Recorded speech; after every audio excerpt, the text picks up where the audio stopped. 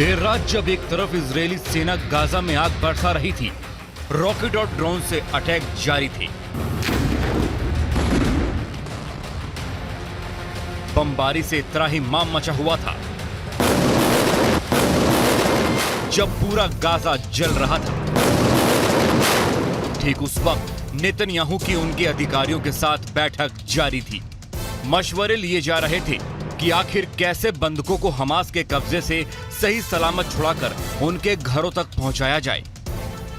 घंटों तक अधिकारियों ने अपने अपने सुझावों को नेतन्याहू के सामने रखा, लेकिन कोई भी ऐसा तर्क नहीं मिल सका जो नेतन्याहू के जहन में जगह पा सके और हमास के खिलाफ जारी जंग को कुछ वक्त के लिए शांत करा सके।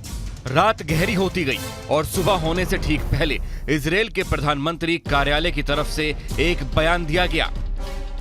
बहुमत के साथ एक ऐसा फैसला लिया गया जिसका किसी को भी इल्म नहीं था।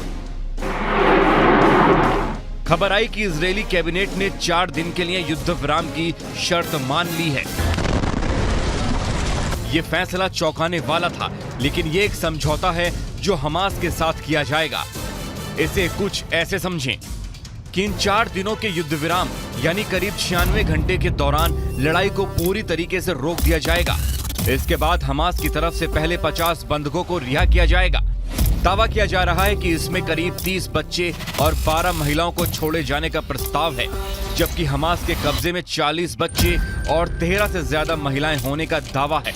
बदले में इजरायल अपनी जेलों में बंद 150 फिलिस्तीनी महिलाएं और नाबालिगों को रिहा कर देगा, लेकिन उनमें से कोई भी वो लोग नहीं होंगे जो सीधे तौर पर घातक हमले या हमास से जुड़े हुए हैं।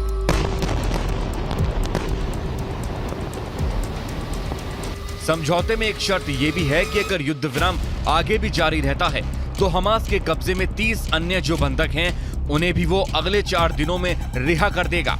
लेकिन इसका मतलब ये नहीं है कि युद्ध खत्म हो गया या फिर नेतन्याहू की ब्रिगेड ने सरेंडर कर दिया या हमास ने अपने हथियार झुका लिए हैं।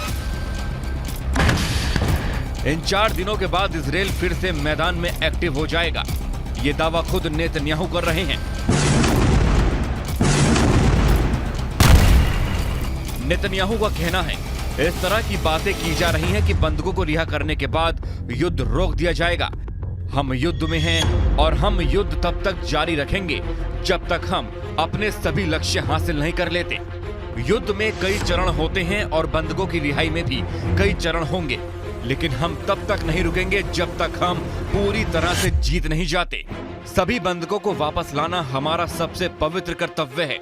हमास का सफाया भी एक लक्ष्य है और गाजा में ऐसा कुछ भी नहीं छोड़ेंगे जिससे इजरायल को फिर से खतरा हो।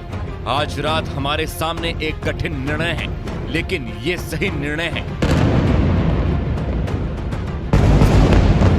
हमास के आतंकी गुटों ने 7 अक्टूबर को हमला कर इजरायल के करीब 240 लोगों को बंधक बना लिया था, जिनमें करीब 40 बच्चे, बुजुर्ग और कई थाईलैंड और नेपाल के नागरिक शामिल थे।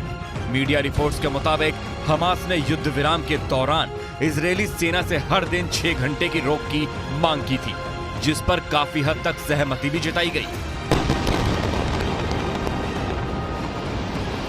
इजरायली मीडिया के मुताबिक बंधकों की रिहाई गुरुवार या शुक्रवार से शुरू हो सकती है। वॉशिंगटन पोस्ट की रिपोर्ट्स के मुताबिक इस डील के तहत 6 पन्नों की एक डील पर हस्ताक्षर किए गए हैं, लेकिन इस बीच इजरायल को एक डर भी सता रहा है।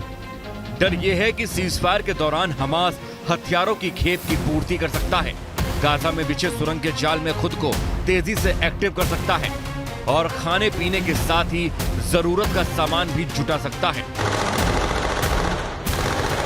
इसलिए सीजफायर तो होगा, लेकिन इजरायल का ऑपरेशन नहीं रुकेगा।